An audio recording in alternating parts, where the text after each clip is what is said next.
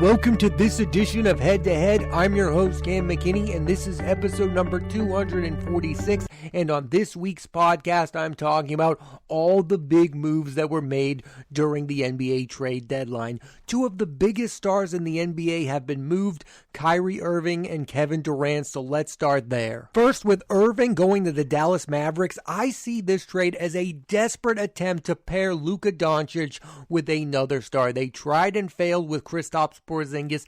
It reminds me of when the Houston Rockets paired James Harden with Dwight Howard and then moved on to Chris Paul and eventually Russell Westbrook. And there were moments where these moves looked really good, but they never brought sustainable success, and those pairings were not memorable. And that's how I see this playing out in Dallas. There will be moments where Kyrie Irving and Luka Doncic are brilliant together, but at the end of the day, Kyrie Irving is a team killer. That's what he is. And the Brooklyn Nets just didn't move on from Kyrie Irving. They also traded Kevin Durant, who requested a trade this past offseason. He's been dealt to the Phoenix Suns, who now have a big four of Devin Booker, Kevin Durant, Chris Paul, and DeAndre Ayton.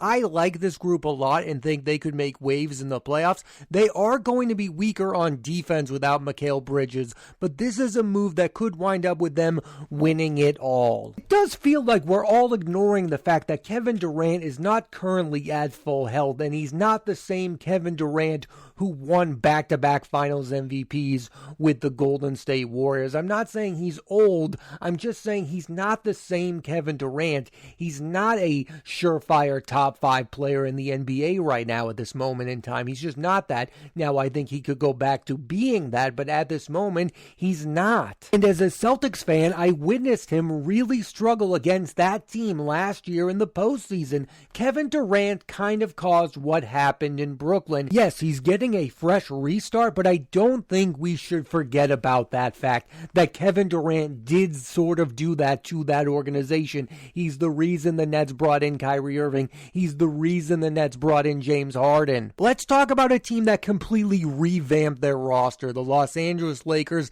They made a move to bring back former Laker point guard D'Angelo Russell and forward Malik Beasley and move on from Russell Westbrook. And in a separate move, they get Orlando big man Mo Bamba, and this makes the Lakers better. But D'Angelo Russell is not having a great season either. He's not the guy he was when he was with the Nets. The Lakers are still wasting LeBron's final years in the league. This trade does not make them a finals contender. Could they win a playoff round? Maybe, but that shouldn't be enough. And I was also thinking about this. This isn't the first time that a LeBron James-led team completely overhauled their roster at the NBA trade deadline. Remember when the Cleveland Cavaliers traded point guard Isaiah Thomas for Jordan Clarkson and Larry Nance Jr., and that team made a run to the Eastern Conference Finals? The Lakers are hoping history repeats itself. I also want to talk about the Russell Westbrook aspect of this trade. I know a lot of people are down on Russell Westbrook. He's been on so many teams.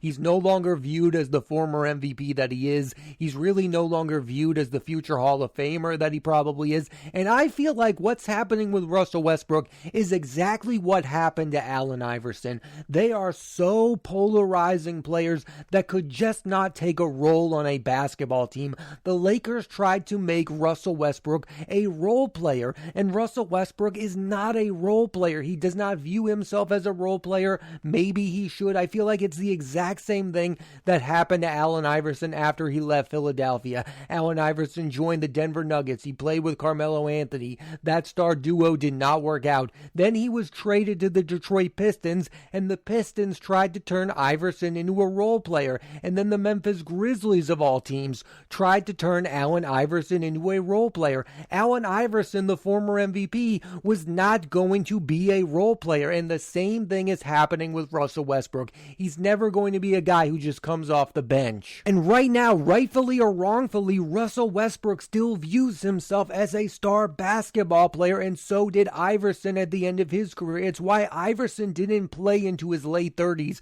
because he could never just take a role on a team, and I feel like the same thing is happening with Russell Westbrook. The Lakers' LA counterparts also made some moves. They brought back former Clipper Eric Gordon, who I have always felt like is underrated. He's a sharpshooter from three. He's one of the best 6 men in the league when he's healthy.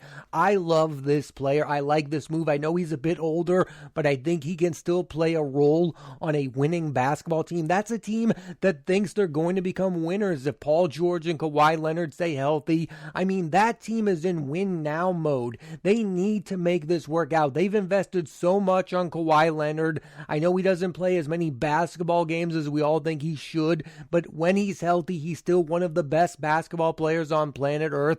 They have Paul George, one of the best two-way players in the league. At some point, the Clippers have to win the NBA championship. I mean, think about all the talent they've had on that team over the years. They've had Chris Paul, they had Blake Griffin, they had Lou Williams, Jamal Crawford. The list goes on and on. JJ Redick. There has been so much talent on the Clippers. And then they made that trade. They traded away Shai Gilgeous-Alexander. They brought in Paul George. They have Kawhi Leonard. They need this to end with that duo winning an NBA championship, or they did all that for absolutely nothing. They also bring in backup point guard Bones Hyland, who was playing on the Denver Nuggets. I have no idea how good Bones Hyland is. The Clippers just need to get their act together and be the team we thought they were going to be when they brought in Paul George and Kawhi Leonard, which is a championship caliber basketball team. Overall, I think both LA teams got better during this NBA trade deadline. Although I liked what the Clippers did more. I like Eric Gordon. I don't think D'Angelo Russell was playing very well for the Minnesota Timberwolves. That whole thing with him and Karl Anthony Towns being best friends never really worked out in the Timberwolves' favor. This is Russell's second stint with the LA Lakers. He was infamously traded from the team after a dispute with Nick Young that became a publicity nightmare for the team. Magic Johnson then traded him away and basically called him immature. I like Russell a lot, but he's not one of the better elite point guards in the league like I thought he was going to be. At least the Lakers are surrounding LeBron with decent three-point shooting. Malik Beasley is a decent three-point shooter. D'Angelo Russell is a decent three-point shooting. That's how you win with LeBron James. That's how the Miami Heat won championships. They surrounded him with Ray Allen and Mike Miller. That's how the Lakers won their championship. They had a guy like Danny Green who could hit open threes. I mean, the formula should be simple. You're going to win if you surround LeBron James with decent three-point shooting. So at least now, the Lakers have some decent three-point shooters on their roster. But I've said this before and I'll say it again. The Lakers have to start thinking about life after LeBron James. And I don't think that this move establishes anything for the future. I don't think D'Angelo Russell is going to be the long-term answer for the Lakers at point guard. And I don't think Malik Beasley is going to be on the roster for all that long. These are moves to fix the now. The Lakers need to fix the future because right now they don't have that bright of a future. They have Anthony Davis, who's injury prone, and once LeBron retires or leaves the team, is probably not going to want to be a member of the Lakers. The Lakers need to start thinking about the future. It doesn't matter if you win a round. I know you have to take advantage of LeBron's last few elite seasons in the league. I just don't think this is the answer. I know they were desperate to get rid of Russell Westbrook,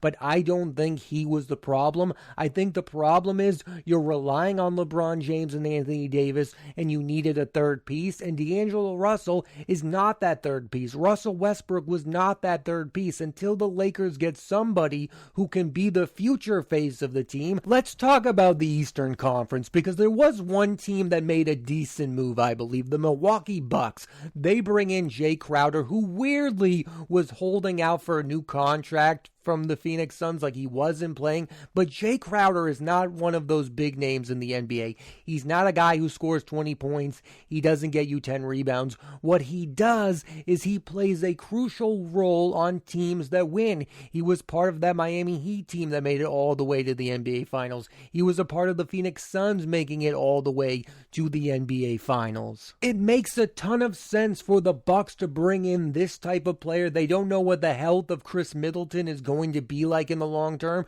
so they need to bring in pieces. If they're going to play Jay Crowder a lot, it makes sense to bring him in. Now, this is a guy who wants a new contract, so you expect him to play well if he's going to get the kind of money he's looking for. I do think we can all be realistic about the Bucks championship aspirations. If Chris Middleton is not healthy by the end of the season, I don't see this team winning the NBA Finals with just Giannis, Grayson Allen, Bobby Portis, and Jay Crowder. I think Giannis needs that star player to contribute. He needs a guy who can score 20 a night so they can win, and that guy needs to be Chris Middleton. I think this is a nice move, but the future of their season relies on the health of Chris Middleton. One team that did not make a lot of moves at the trade deadline were the Toronto Raptors, who many expected to sell off their young players Pascal Siakam, Fred VanVleet, and especially OG Anunoby. Instead of selling their talent off,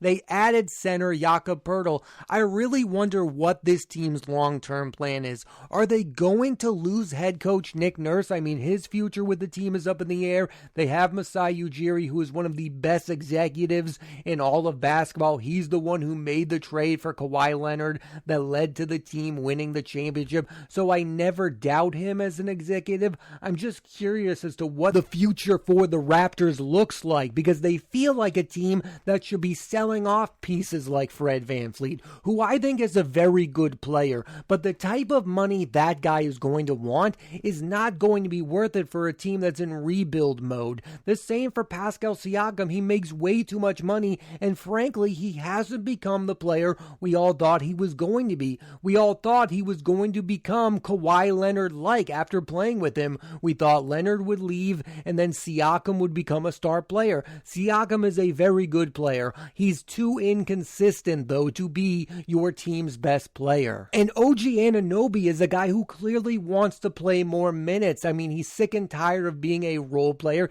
It seemed like a lot of teams were interested in trading for him. He could have been a nice piece for a team that was competing for a title. Instead, you kept him, and I'm not sure why. The Raptors are the 10th seed in the Eastern Conference. Adding Jakob Poeltl is not going to magically lift you up to the 5th seed. You're going to be in the play-in tournament. Maybe you win, but the best case scenario I see are the Toronto Raptors getting wiped out in the first round of the playoffs. Honestly, I think they should have traded away all 3 of their marquee players, because I think they're very good players, but they're not the type of players I want to be the best players on my team. VanVleet is about to get a max contract extension that I don't think he's worth. I think Siakam is overpaid, and I think OG Anunoby is going to get a nice dollar amount too, and he's a guy who's clearly sick of being just a role player. He wants to be in a team starting rotation. Why not trade these players away for numerous first-round draft picks? Instead,